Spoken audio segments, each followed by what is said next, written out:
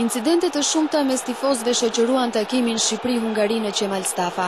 Numri i madh i fansave kuqezi në stadium tregon një mbështetje të madhe për kombëtaren, por tashmë Shqipëria rrezikon një gjop të majme nga FIFA, që pas shënimit të golit të hungarezëve, në fushë nisën të hidheshin sende të forta.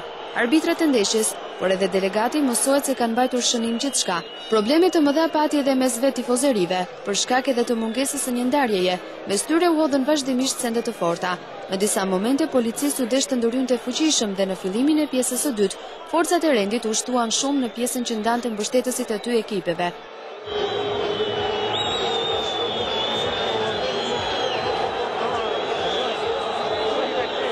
Sendet e forta gjithsesi vazhduan për një kohë të gjatë, ndërkohë probleme pati edhe mes vetë tifozëve shqiptar, sidomos në tribunën prapa portave.